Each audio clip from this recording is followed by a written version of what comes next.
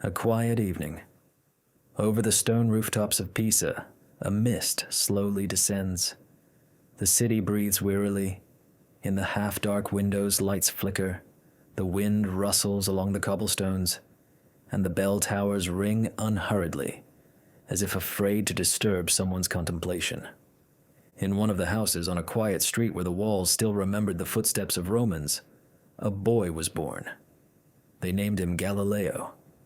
It was the year 1564, in the very heart of Tuscany, a time when Europe was only beginning to awaken from centuries of slumber. Beyond the house, the world raged. In the south, monks debated the nature of God.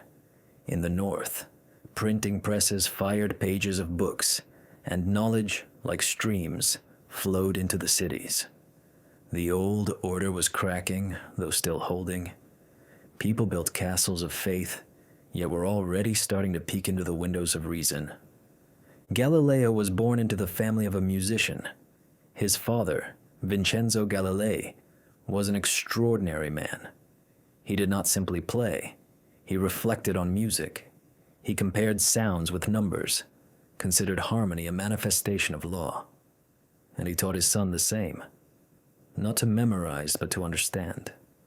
Not to accept on faith, but to test. The house where Galileo grew up was full of conversation, about sound and rhythm, about philosophy and nature. Here they were not afraid of doubt. Here no one scolded for questions. And so the boy, from his earliest years, became accustomed to looking at things a little deeper than required. Why does the apple fall? Why is the moon round? Why does a string sound higher when tightened? He observed. He listened. He remembered the silence between sounds, counted steps, gazed at the sky, and seemed to feel that one day he would reach out toward it. Pisa was an old and proud city. The tower, which later would become famous throughout the world, already leaned to the side, as if hinting that even the established could be unstable. Perhaps this feeling, that under one's feet everything might change, lived within Galileo from childhood. He was not a hero, not a prophet. He was simply a boy with a lively mind. But a lively mind is like a river. It finds a way even when none seems to exist. Sometimes, in the evenings, his father showed him the stars. They would go out onto the balcony, and the silence of the night, like a soft blanket, wrapped their conversations. The tiny lights in the sky seemed distant, incomprehensible. But there was something in them, something that held the gaze. "Remember," said his father, "if you want to truly understand something, observe.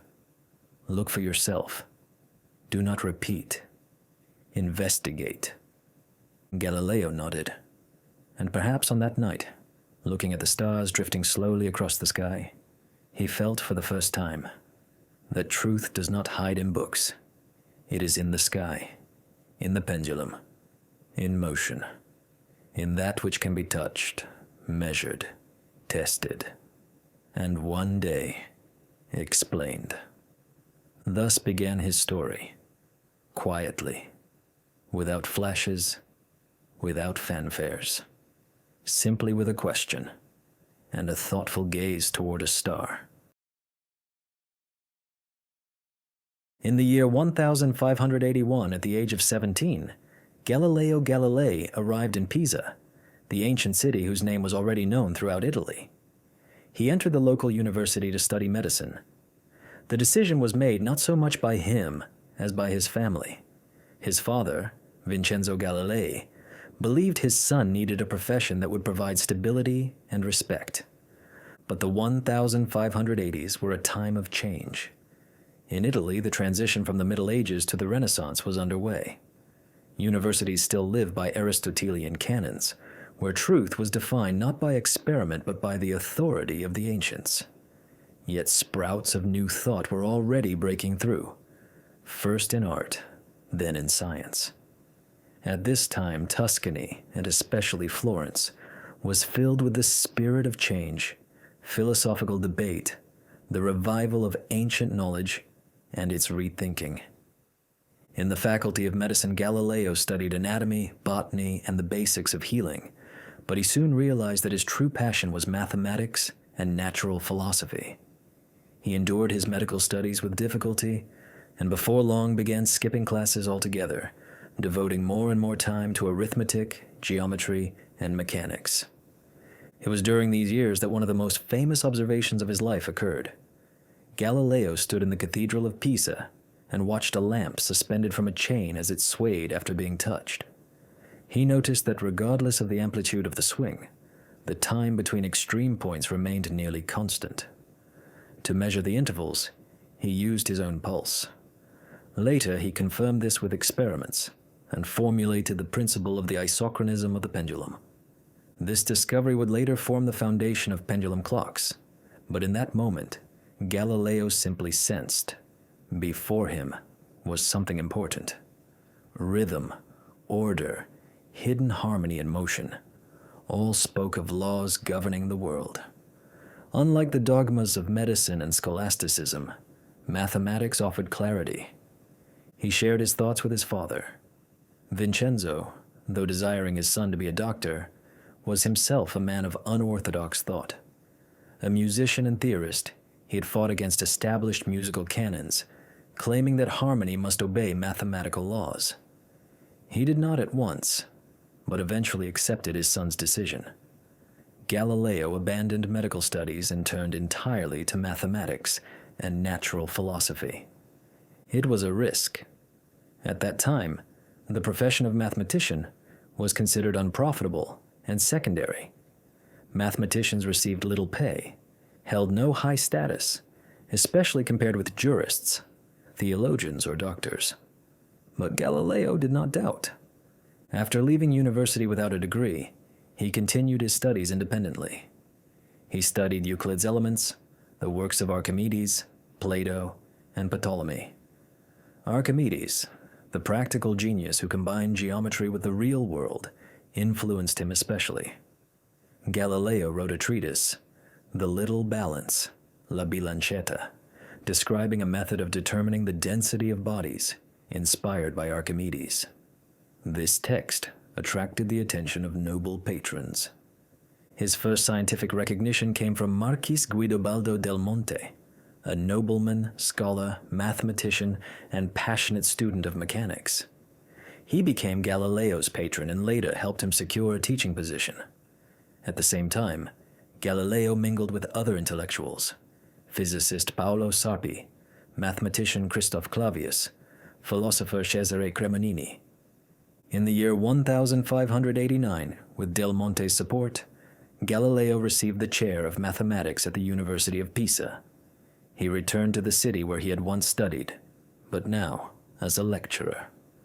Pisa of the late 16th century was an academic fortress loyal to tradition. Here, the authority of Aristotle was unquestionable. Yet already Galileo began to criticize the ancient Greeks' teachings, especially concerning the motion of bodies. He asserted that the speed of falling does not depend on mass, but only on time. This was revolutionary. Until then, it had been thought that the heavier the body, the faster it falls. Aristotle himself had proclaimed this idea, and it seemed obvious. But Galileo conducted experiments, perhaps in a laboratory, perhaps from the Leaning Tower of Pisa, and concluded, all bodies fall with equal acceleration if air resistance is neglected. The university community did not accept his ideas. Colleagues considered him dangerous and arrogant. Conflicts with professors of philosophy and the rector became frequent. After 3 years of teaching, he decided to leave. In the year 1592, Galileo moved to Padua, a city under the control of the Venetian Republic. There he took the position of professor of mathematics at the University of Padua, one of the oldest and most free-spirited institutions in Europe. This appointment was a turning point in his life. Padua at the end of the 16th century was a dynamic, lively center filled with intellectual freedom. Here worked the anatomist Andreas Vesalius, the reformer of medicine. Here lectures were given in Latin, Greek, Italian. Here one could cautiously discuss Copernicus's ideas. Galileo quickly became a popular lecturer.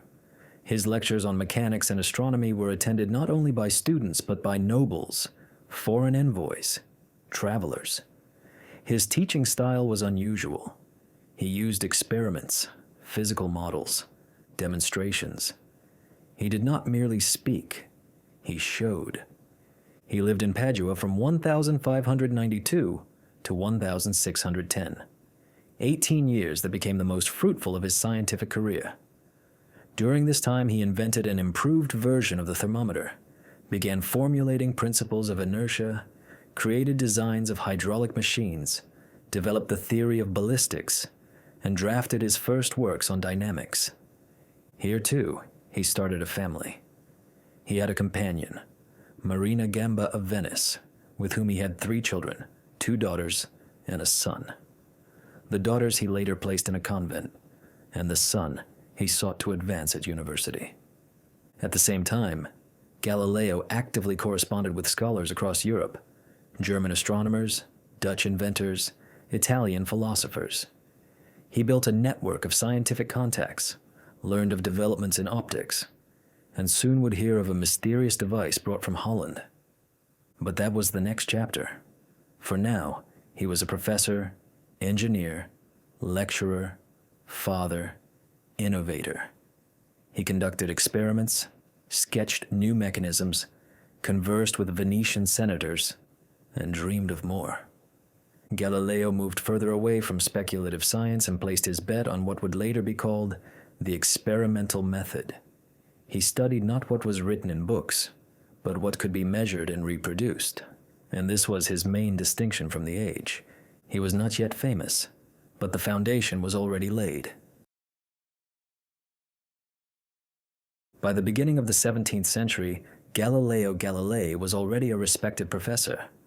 His lectures at the University of Padua gathered many listeners, and he enjoyed the support of the Venetian nobility. He was not merely a scholar, he had become a public figure.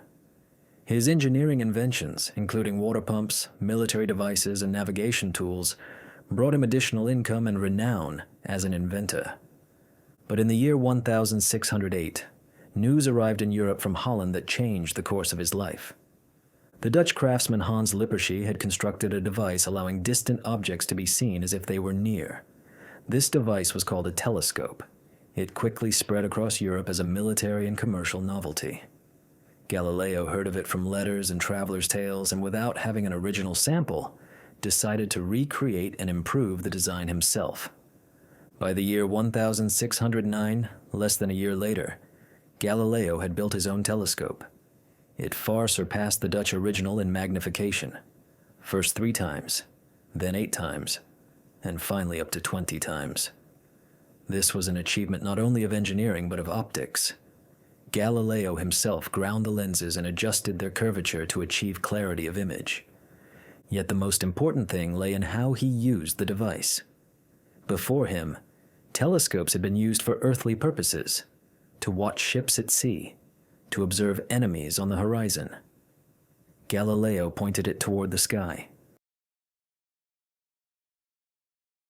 Before Galileo, long before his telescope and trial before the Inquisition, lived another man, a quiet, thoughtful canon from Poland named Nicholas Copernicus. He was born in 1473, nearly a century before Galileo. He studied in Krakow, Bologna, Padua. He learned mathematics, astronomy, medicine, law. And for almost his entire life, in silence, far from noisy podiums and church tribunals, he pondered how the world was arranged. At that time, the model of Ptolemy, the ancient Greek astronomer of the 2nd century, reigned. This model described a universe with motionless Earth at its center. Around it revolved the sun, the moon, the stars, and the planets. To explain the complicated trajectories of planets, Ptolemy introduced many circles within circles, the so-called epicycles. The model was complex, yet sufficiently accurate for calculations. It satisfied the Church. Earth, the center. Man, the crown of creation. Everything revolves around him. It fit perfectly into the biblical view of the world. But Copernicus saw that this system was too cumbersome. It did not explain why Venus and Mercury were always close to the sun.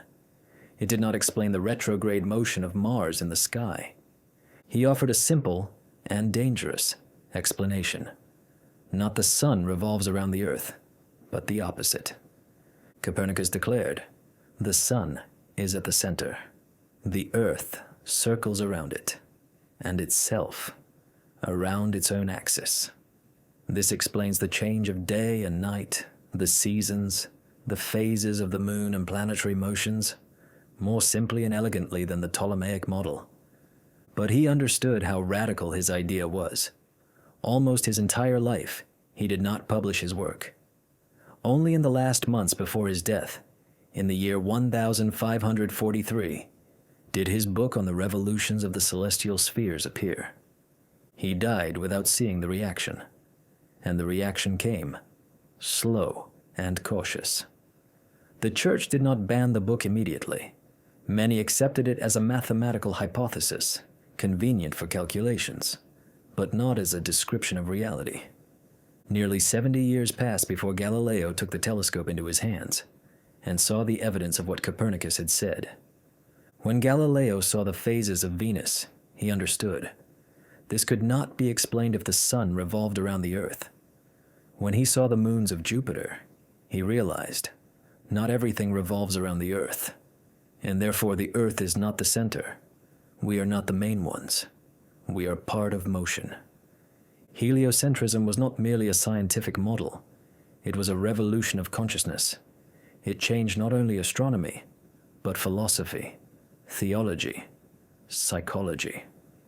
If the earth is not the center, then where is the center? Does it exist at all? What does it mean to be human if we live not in the center of the world, but on one planet among billions of stars? These were questions for which the world was unprepared. But Galileo was prepared. He did not invent this model. He was not the first to defend it. But he became the first to prove it through observation, risking everything: reputation, safety, freedom. What he saw through the telescope contradicted established views. First, the moon. Galileo discovered that the surface of the moon was not smooth and perfect, as Aristotelians claimed. It had mountains, craters, shadows. This meant heavenly bodies were not divinely perfect. They were as material and imperfect as the earth. Second, the stars. He pointed the telescope at the Milky Way and saw. It was not a bright band, but thousands of stars invisible to the naked eye. The universe was far larger than previously thought. Third, Venus. He observed its phases, similar to the moon's. This observation was impossible to explain within Ptolemy's model, where Earth was the center. But in Copernicus's model, with the sun at the center, everything became logical. But perhaps the most astonishing discovery was the satellites of Jupiter. In January of 1610, he discovered 4 bright points orbiting the planet. He observed them night after night, fixing their positions. This was undeniable proof that not everything revolves around Earth. There were other centers of motion, undermining the very foundation of the geocentric picture of the world. Galileo realized he held in his hands not merely scientific discoveries. This was a blow to the philosophical and theological foundations of Europe. He did not delay. In March of 1610, he published The Starry Messenger, Sidereus Nuncius, a short but dense work where he laid out his discoveries. He not only described the phenomena, but included his own drawings of the moon and observation charts. The book caused a sensation. To strengthen political and social support, he dedicated the book to Cosimo II de' Medici, the Grand Duke of Tuscany. Moreover, he named Jupiter's satellites the Medicean stars, further solidifying his bond with that powerful house. This step proved strategic. In July of 1610, Galileo was appointed chief mathematician and philosopher at the Medici court in Florence. He left Padua and moved to Florence, the city where the next, more public and conflict-ridden part of his life would begin. In Florence, he obtained an official position without the need to teach, in effect, freeing him for scientific work and publications. But at the same time, he became much more vulnerable to criticism, and criticism soon followed. Supporters of Aristotelian cosmology, especially from universities and church circles, began attacking Galileo. His claims questioned not only scientific but also religious doctrine. If the heavens were imperfect, if Earth was not the center of the world, then what of the biblical descriptions presenting Earth as the main stage of divine design? Prominent scholars of the time opposed Galileo, among them professor of philosophy at the University of Padua, Cesare Cremonini, his old acquaintance, who refused even to look through the telescope. The argument was simple. Aristotle had not needed tubes to know the truth. Observation seemed insufficient reason to overturn all cosmology. Galileo did not stop. He continued to observe and publish. In the year 1611, he traveled to Rome, where his telescopic observations were confirmed by members of the Jesuit College and the Papal Academy. He was received with honor, and even Pope Paul V indicated he did not oppose his works. Nevertheless, skepticism grew. The scholarly community was divided. Some astronomers, such as Johannes Kepler in Germany, supported Copernicus and rejoiced at Galileo's discoveries. Kepler even published a defense of the telescope. But in Italy, things were more complicated. Galileo understood. Scientific evidence alone was not enough. One had to explain, persuade, argue, and he began writing. Not only scientific treatises, but dialogues, addresses, letters. He gradually became not only a scientist, but also a popularizer. It is important to note that Galileo was not a radical. He did not reject faith, nor did he openly fight the church. He sincerely believed that scripture and science did not contradict each other, only that the language of the Bible was symbolic, while the language of nature was literal. He wrote, "The Bible tells how to go to heaven, not how the heavens go." Yet his confidence and rhetorical style, sharp and witty, provoked irritation. He often mocked his opponents, calling them donkeys, parrots of Aristotle, eyes turned away from the telescope. This earned him enemies. Meanwhile, his research continued. He began to study the laws of the motion of bodies, which would later flow into his works on mechanics. He supported Copernican heliocentrism ever more actively, first cautiously, and then openly. In the year 1616, matters took a new turn. The Catholic Church officially forbade the teaching of Copernicus as heretical pending revision.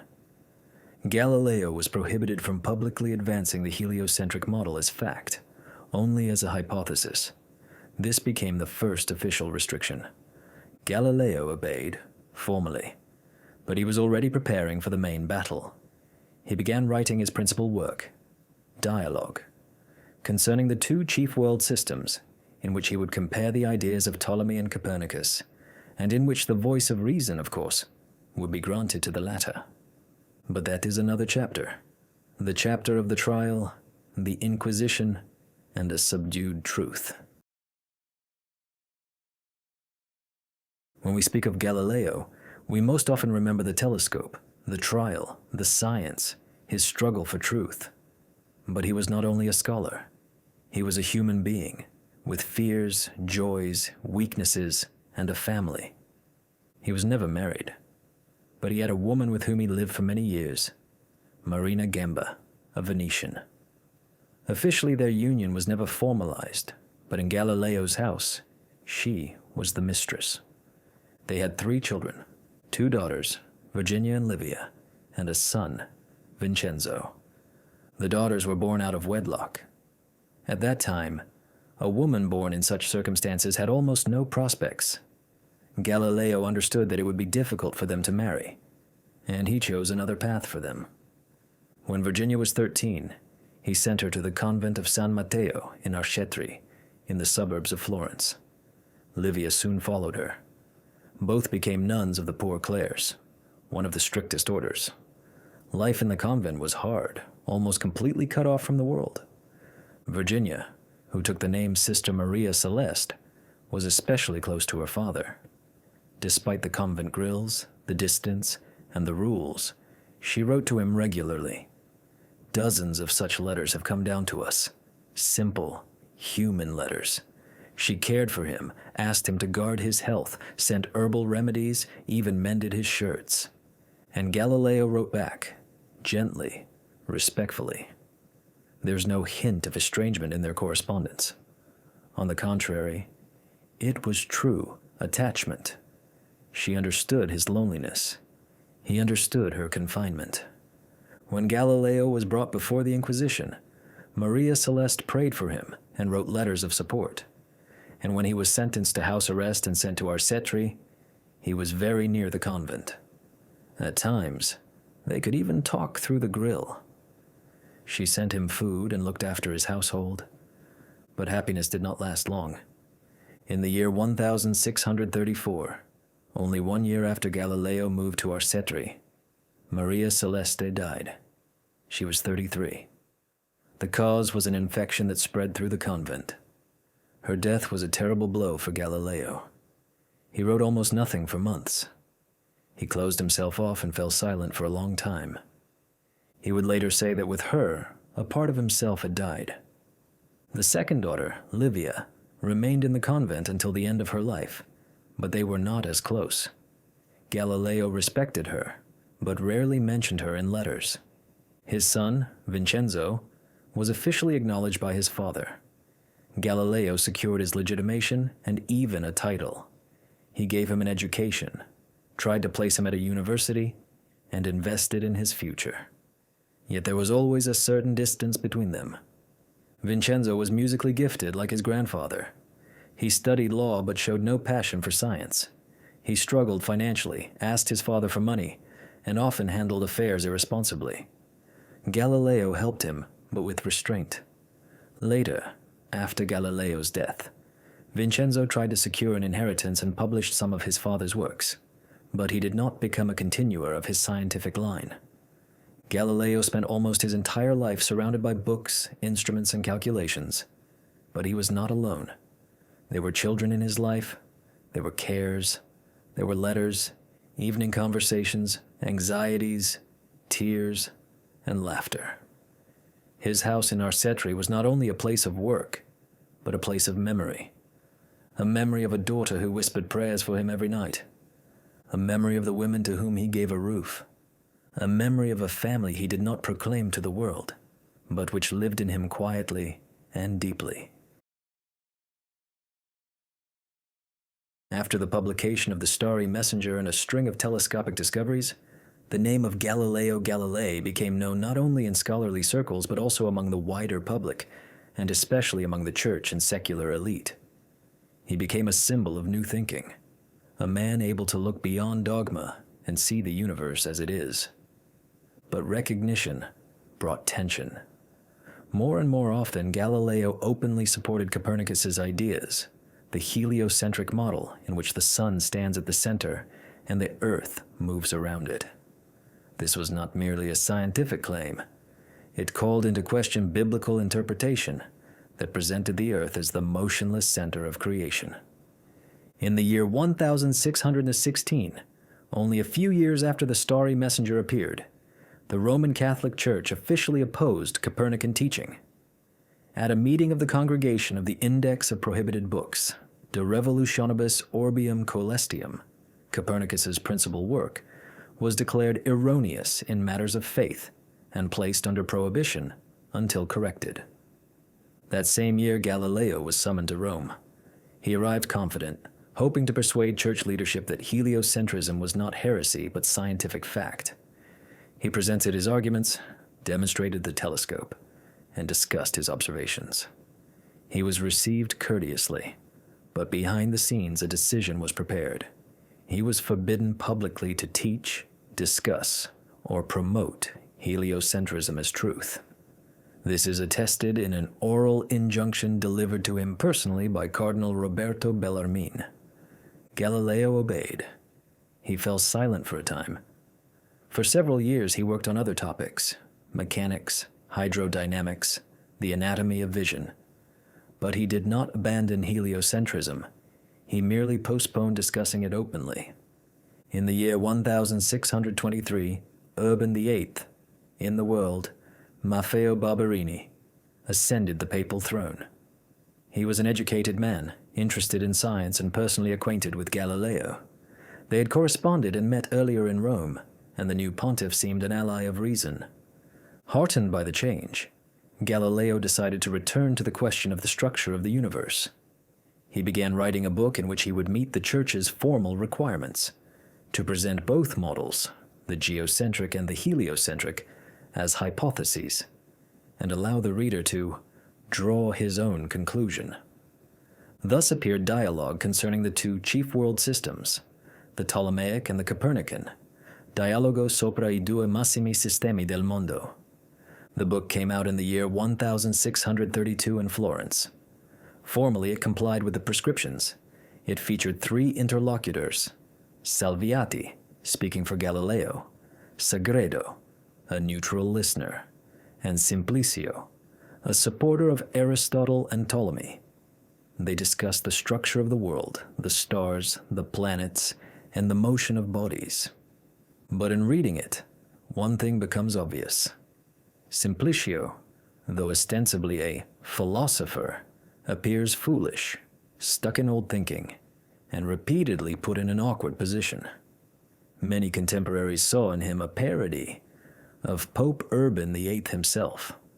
All the more so because the Pope had personally insisted that the book include the thought that, if God is omnipotent, he can create the universe as he wills, even if it does not yield to human reason. Galileo placed this phrase in Simplicio's mouth. That was a mistake. When the book reached Rome, it caused a scandal. Urban VIII felt humiliated. It seemed that Galileo had mocked the Pope and used his popularity to advance a forbidden doctrine. In the year 1633, Galileo was summoned to Rome. Despite his age, he was 69, and poor health, he went. In the Vatican, he was held in the building of the Inquisition, though under relatively mild conditions, in a room with a servant rather than a cell. The trial lasted several months. Galileo was accused of violating the order of the year 1616 by continuing to promote heliocentrism not as a hypothesis but as truth. He tried to defend himself. He said that he had not asserted but discussed, that his text was a philosophical dialogue, not a scientific treatise. But the pressure increased. In June of the year 1633, Galileo Galilei was found guilty of vehement suspicion of heresy. He was ordered publicly to abjure the heliocentric doctrine. On June 22, 1633, he pronounced his famous recantation while kneeling before the judges of the Inquisition. He signed a formula. I, Galileo Galilei, sincerely curse and abjure the aforesaid errors and heresies of heliocentrism, and I swear that never again will I speak, assert, or in any way spread them. There's a legend that, rising after the abjuration, he quietly whispered, "Eppur si muove," and yet it moves. Although historically this phrase appeared only decades later, it has come to symbolize the essence of his convictions. After the Inquisition's trial of the year 1633, Galileo Galilei was sentenced to lifelong house arrest. Yet despite the wording, the punishment was relatively mild. He was not imprisoned in a dungeon, nor tortured. He was sent first to Siena, to the palace of Archbishop Ascanio Piccolomini, an educated man benevolent toward Galileo. There he spent several months in relative peace. However, the Vatican soon insisted on his relocation. The scholar felt altogether too free. He was sent to Arcetri, near Florence, to a house belonging to his family. This was the place where his two daughters, nuns of the Poor Clares, resided. One of them, Virginia, who had taken the name Sister Maria Celeste, was especially close to her father. They had corresponded for many years, and the letters preserved to this day reveal the warm, gentle side of Galileo's life. Despite his age, he was nearly 70, and his house arrest, he did not cease working. In the eyes of the inquisitors, he had been subdued, but for science, he remained a living voice of reason. Officially, he was forbidden to spread heliocentric ideas, but no one could forbid him to pursue mechanics, mathematics, and physics. He began a new work, discourses and mathematical demonstrations relating to two new sciences, discorsi e dimostrazioni matematiche intorno a due nuove scienze. This book became the sum of his scientific life. It covered his research on mechanics and the strength of materials, and described the principles of the motion of bodies, the laws of acceleration, inertia, and ballistics. Galileo laid out ideas that later became the foundation for Newton. He essentially completed the demolition of Aristotelian physics and built the first solid foundation of classical mechanics. Work on the book proceeded under difficult circumstances. In the year 1634, Maria Celeste, Galileo's beloved daughter, died. Her death was a heavy blow. He fell into a deep depression, wrote less, and was silent more. But he did not give up. By then his eyesight was steadily worsening. He suffered from glaucoma, and in the year 1637 he lost his sight completely in both eyes. He could no longer read or write. He dictated his thoughts to students and assistants. Among them were Vincenzo Viviani and Evangelista Torricelli. The former would become his biographer and promote the teacher's works until the end of his days. The latter would later invent the mercury barometer and become a significant figure in the development of the physics of pressure and vacuum. It was Torricelli who helped Galileo finish his last book. The publication of discourses on two new sciences took place in the year 1638, but not in Italy. The book was printed in Leiden, in the Protestant Netherlands, where inquisitorial bans did not apply. It was quickly read in universities across Europe. There, in the seclusion of Arcetri, Galileo continued to converse with scholars, if only through letters. He was respected. People sought his advice. His home became an informal scientific center. Young mathematicians, students, and researchers came there. He no longer looked at the sky, but his thoughts remained aloft. On January 8th, 1642, Galileo Galilei died in his sleep at his house in Arcetri. He was 77. He died as a condemned heretic, formerly under ban. The church forbade burying him with honors in the center of Florence, and he was interred in a modest sepulchre without a monument. Yet even after his death, his ideas lived on. His last book circulated despite prohibitions. 45 years after his death, in the year 1687, Isaac Newton published his Mathematical Principles of Natural Philosophy, where in the preface he wrote, "If I have seen further, it is by standing on the shoulders of giants." One of those giants was Galileo. After Galileo's death in January of 1642, the question of his place in history, and even in his own country, remained difficult. He died under house arrest, officially condemned by the Inquisition. His works were banned, and his name was dangerous even in spoken conversation. And although many knew Galileo was right, no one dared to say so openly. Galileo was buried modestly, without ecclesiastical honors, in a side chapel of the Basilica of Santa Croce in Florence, though his students and friends dreamed of more. Initially, they wanted to set up a monument and place his tomb in the center of the church beside the great Italians, but the church refused. Even after his death, his name remained unwelcome. Nearly a century passed, but the memory of Galileo did not disappear. His students, especially Vincenzo Viviani, continued to defend his honor. Viviani wrote the first biography of Galileo, collected his manuscripts, letters, and the testimony of contemporaries. He tried to achieve posthumous rehabilitation, but without success. Only in the year 1737, 95 years after Galileo's death, did the church change its stance. The Grand Duke of Tuscany, Gian Gastone de' Medici, obtained permission to move Galileo's remains to a place of honor, the main nave of Santa Croce. There, beside the tombs of Michelangelo and Machiavelli, a sumptuous marble mausoleum was erected. Upon it, a bust of Galileo, allegorical sculptures of astronomy and geometry, and an inscription, Galileo Galilei, to the greatest philosopher and mathematician. They say that when the original burial was opened to transfer the body, someone secretly took parts of the remains, a tooth, 2 fingers, and a vertebra. Later, these relics became symbols of an almost religious veneration of the scholar. One of the fingers, the middle one, is displayed today in the Museum of the History of Science in Florence, renamed the Galileo Museum. His name once again sounded openly. His works began to be reprinted. In the 18th century, with the development of Newtonian mechanics, it became clear. Without Galileo, there would be no physics in its modern form. Scholars cited him, his manuscripts were studied with care. But full rehabilitation did not come. Even after the Church in the year 1758 lifted the ban on heliocentrism, Galileo's case was not reconsidered.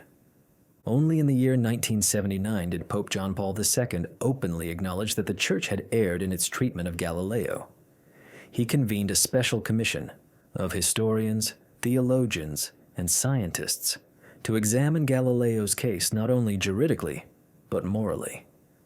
The commission worked for 13 years, and finally, in the year 1992, nearly 360 years after the Inquisition's trial, the Pope officially recognized that Galileo Galilei had been unjustly condemned.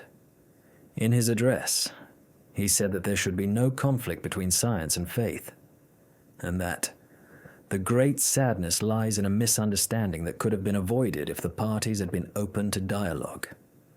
Today, Galileo's name is known across the entire planet, and far beyond it.